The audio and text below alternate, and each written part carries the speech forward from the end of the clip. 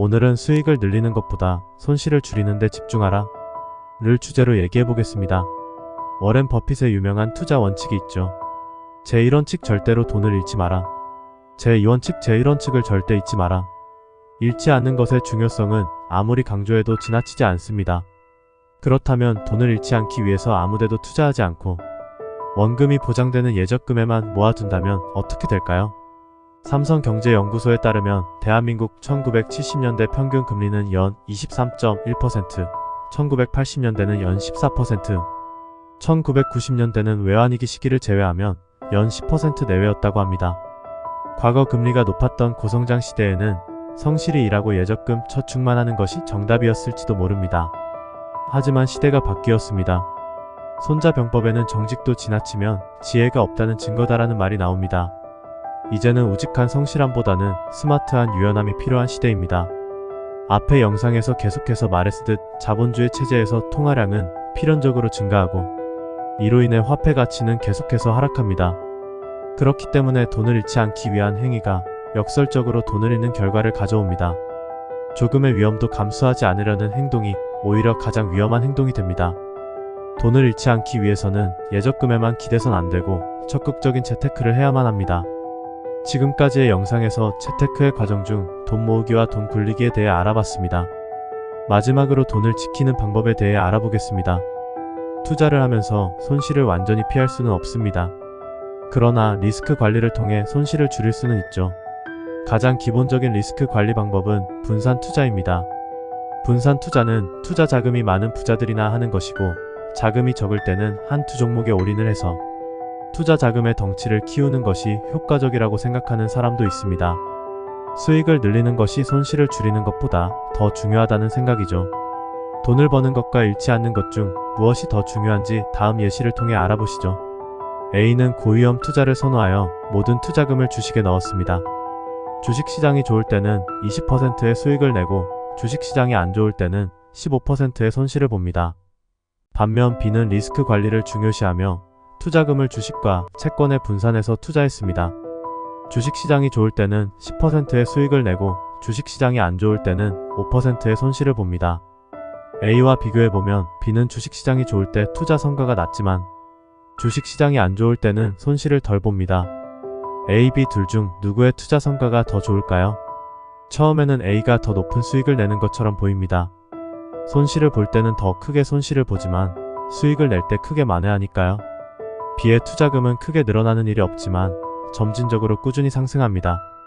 단기적으로는 A가 더 높은 수익을 내는 것처럼 보이지만 장기적으로는 결국 B가 더 높은 수익을 냅니다. A는 최종적으로 17%의 수익을 얻고 B는 42%의 수익을 달성합니다. 좋은 투자 결과를 만들어내기 위해선 수익을 늘리는 것보다 손실을 줄이는 것이 더 중요함을 알 수 있죠. 이를 위해 가장 중요한 것이 분산 투자입니다.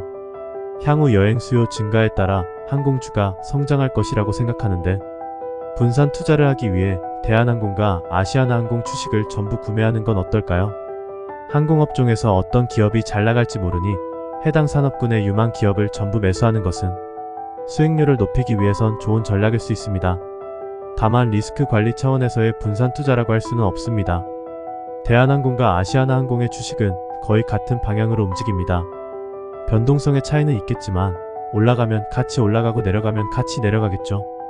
방향이 같다는 말입니다. 항공주를 구매하면서 분산 투자를 하고 싶다면 정유주를 눈여겨봐야 합니다.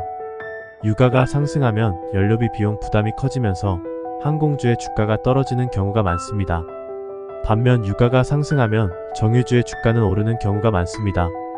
미리 확보해놓은 재고자산의 가치가 상승하고 원유 정제 마진이 더 커질 수 있기 때문입니다.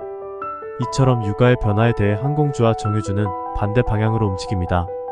그렇기에 항공주와 정유주를 모두 보유한다면 하나의 가격이 떨어질 때 다른 하나의 가격이 상승하면서 손실을 보전해줄 수 있습니다. 이처럼 여러가지 항공주를 사는 게 아니라 항공주와 정유주를 같이 사는 것이 리스크 관리를 위한 분산 투자라고 할 수 있습니다. 주식시장은 호황과 불황의 주기를 반복하는데 경기 침체가 오면 산업군에 상관없이 모든 주식이 하락하기도 합니다. 그렇기에 산업군별로 분산 투자를 하는 것만으로는 충분한 리스크 관리가 되지 못합니다. 리스크 관리를 강화하기 위해서는 주식 외 채권, 현금, 외화, 금, 가상자산 등으로 자산을 배분하는 것이 필요합니다. 투자를 한 곳에 집중하지 않고 변동성과 방향성이 다른 다양한 자산에 분산시키는 것이 분산 투자의 핵심입니다. 얼마나 다양한 자산에 배분을 할 것인지는 각자 상황에 맞게 선택해야 합니다.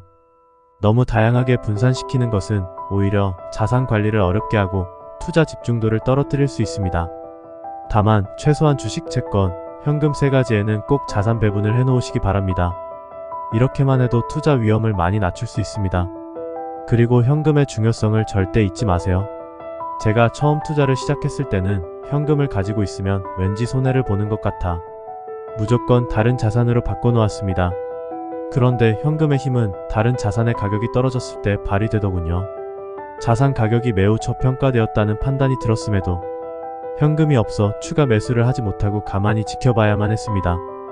현금은 위기 때 상황을 반전시킬 힘을 발휘하는 매우 강력한 자산입니다.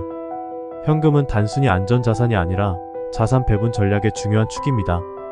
인생은 한강물 아니면 한강뷰다 라며 고수익을 쫓아 위험한 투자를 하는 사람들이 있습니다. 그런 사람들이 때때로 투자에 성공해서 엄청난 돈을 벌기도 하죠. 하지만 단기적으로는 돈을 벌 수 있어도 지속 가능한 투자 방법이 아니기에 언젠가는 정말 크게 잃는 날이 올 거라 생각합니다. 수익을 늘리는 것보다 손실을 줄이는 것에 더 많은 관심을 기울여 보세요. 장기적으로는 리스크 관리를 하며 잃지 않는 것을 최우선으로 하는 투자 방법이 더 큰 수익을 가져다 줍니다. 리스크 관리의 시작과 끝은 분산 투자입니다. 자신만의 자산 배분 전략을 세우고 경제 상황을 주시하며 자산 배분 상태를 정기적으로 점검하는 습관을 만들어 보세요. 돈을 버는 데에는 어느 정도 운이 따라야 하지만 돈을 지키는 건 온전히 자신의 실력입니다.